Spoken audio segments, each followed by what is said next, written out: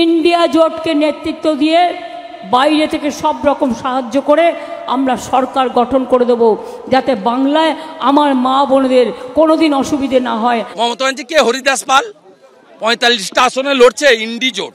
যেদিন ওই স্যান্ডো গেঞ্জিতে বুক পকেট লাগবে না, সেদিনকে উনি প্রধানমন্ত্রী হবেন। লোকসভা ভোট এখন অর্ধেক পর্যায়ে পৌঁছেছে, 4 দফা হয়েছে, 3 দফা বাকি। তার মাঝে হঠাৎই বুধবার মমতা বন্দ্যোপাধ্যায়ের ইঙ্গিতপূর্ণ মন্তব্যের জেরে রাজনৈতিক মহলে শোরগোল পড়ে গেছে।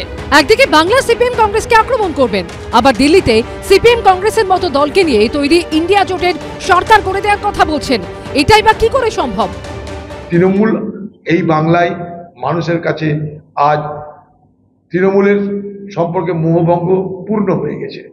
তাই মোহভঙ্গ হয়ে যাওয়ার পর তৃণমূল বুঝতে পারছে এই বাংলায় তৃণমূলের আগামী ভবিষ্যৎ ঝরঝরে মানে অন্ধকার।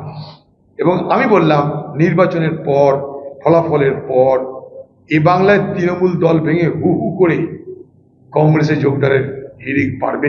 মমতা ব্যানার্জি দুদিকেই আছেন। উনি বলছেন ইন্ডিয়া জোট করলে আমি ইন্ডিয়া জোটকে সমর্থন দেবো। ইন্ডিয়া জোটকে বললো যে আমি আছি ভাই তোমাদের সঙ্গে, কেউ বিশ্বাস করে না মমতা ব্যানার্জিকে। আর মোদিজিকে বলে দিল দেখো আমি সমর্থন করবো বলেছি, কিন্তু বাইরে থেকে করবো বলেছি, ভেতরের দিকেও বসিনি।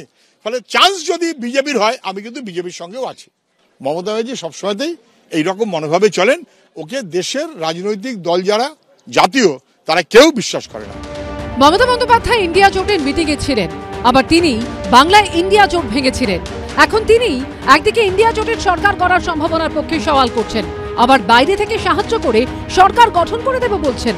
সব মিলিয়ে রাজনৈতিক মহলে জোর ধোঁয়াশা, জল্পনা, গুঞ্জন। ব্রতদীপ ভট্টাচার্য, রাজীব চৌধুরী ও সৌমিত্র রায়ের রিপোর্ট, এবিপি আনন্দ।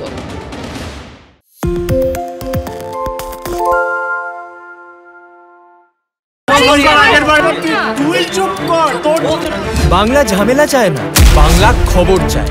বাংলা খবর, বাংলার খবর। আরে চাটা দে। ভাই আমার একটা চা দেন। কি হলো আমারটা? বাংলা পক্ষপাত চায় না, বাংলা খবর চায়। বাংলা খবর, বাংলার খবর। তাই নাকি? বাংলা গুজব চায় না, বাংলা খবর চায়। বাংলা খবর, বাংলার খবর।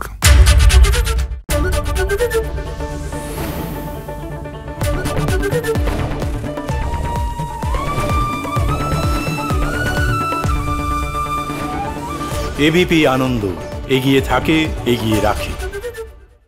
সত্য অন্তহীন, সত্যের খোঁজও তাই, সত্য সন্ধানে তাই আমরা অক্লান্ত, অকুতভয়। এবিপি আনন্দ নতুন ভাবনার প্রতীক, যা মনে মুক্ত, তথ্যে যুক্ত এবং যাবতীয় সীমানার বাঁধন থেকে মুক্ত।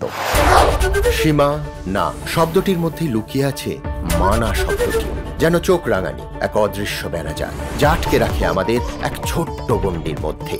একমাত্র সঠিক খবরই গড়ে তুলবে এক মুক্ত সমাজ।